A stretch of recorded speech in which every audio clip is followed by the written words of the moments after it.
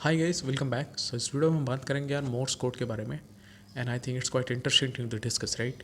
सो उससे पहले मैंने यहाँ कोड की डिफिनेशन लिख रखी है। तो what it mean by code? तो कोड का मतलब होता है कि system of signal use to represent a letter और number in a transmitting message. So what it mean, इसका मतलब ये है कि अगर हमारे पास हम जितनी भी लैंग्वेज बोलते हैं ना, it's nothing but a code, right? वो एक आर्बिट्रेरी फंक्शन पहले से डिफाइन कर दिया गया है एंड जिसको तुमने काफ़ी मेहनत से सीखा है। इवन जब तुम अपने बचपन में होते हो, तो जब तुम लैंग्वेज सीख रहे होते हो, तो उसका तुम्हें रियल मतलब पता ही नहीं होता, बस तुम बोलते जाते हो, बस तुम सीख लेते हो कि हाँ ठीक है, इसको ये बोलते हैं, इसको ये बोलते हो। That's kind of code, right? We don't know actual meaning of it. अगर तुम कभी हमारी टेक्नोलॉजी इतनी एडवांस हो पाई ना, अगर तुमने कभी किसी कुत्ते का इंटरव्यू लिया एंड तुम उस कुत्ते से पूछो कि भाई तुझे इंसान कुत्ता बोलता है, तो उसको भरोसा नहीं होगा, उसको बोलेगा अच्छा ये बात। सो इट्स लाइक दैट, राइट? कुत्ते को नहीं पता कि उसको कुत्ता बोला जा रहा है, कुत्ते को ये तक नहीं पता कि उसको डॉग बोला जा रहा है। इवन जितनी भी लैंग्वेज में हम उसको कुत्ता बोलते हैं ना, उसको पता ही नहीं है, राइट? अगर तुम उस कुत्ते से पूछोगे जाके, क्योंकि वो तो मैंने अपने अपने चॉइस से डिफाइन किया है ना। मतलब हिंदी में कुछ और है, तमिल में कुछ और है, इंग्लिश में डॉग है, तो इस तरह से।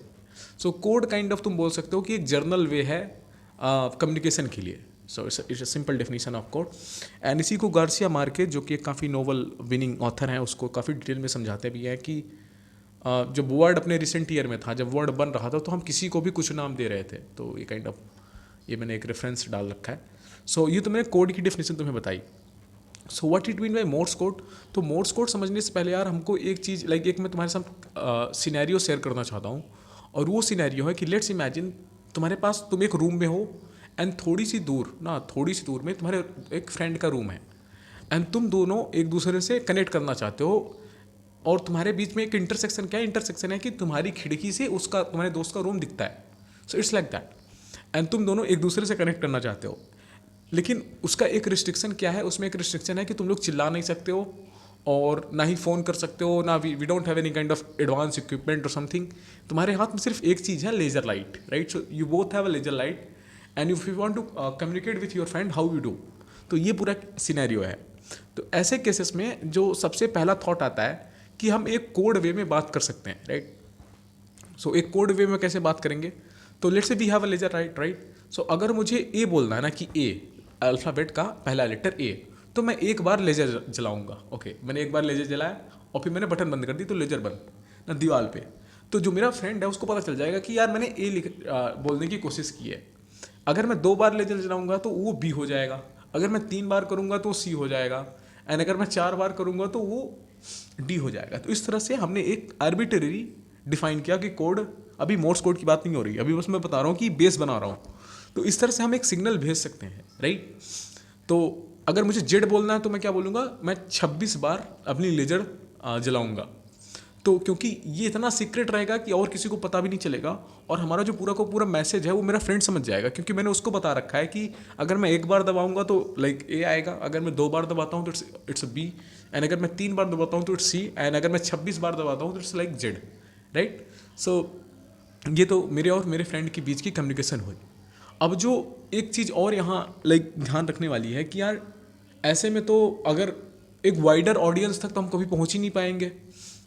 हाँ, और बहुत अगर मुझे अल्फ़ाबेट लिखना है, मुझे एप्पल लिखना है, तो मेरा दोस्त ही कंफ्यूज हो जाएगा यार।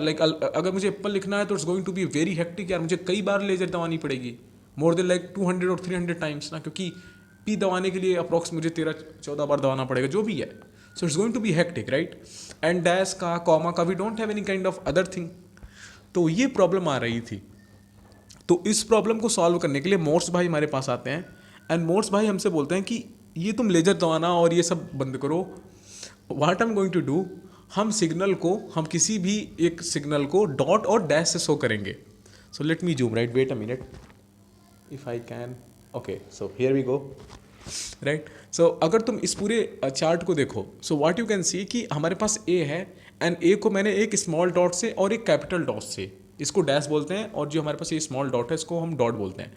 तो ए को मैंने एक डॉट और एक डैश से शो किया है, बी को मैंने एक डैश से फिर तीन डॉट से शो किया है, सी को मैंने एक डैश से, डॉट से, डैश से, डॉट से शो किया है। तो इट्स लाइक दैट। जो सबसे सिंपल सिग्नल्स है वो ई का है। ई का देखो सिर्फ एक सिंपल डॉट है, and here is a T. तो टी का भी तुम देखोगे तो we have a simple dash, right? So it's like that. तो ये मोर्स ने हमको डिफाइन करके दिया था कि यार इस तरह से तुम क्या कर सकते हो, तुम एक अच्छा सिग्नल बना सकते हो। एंड जैसे जैसे तुम इसको प्रैक्टिस करोगे उस तरह से तुम्हारी स्पीड बढ़ जाएगी।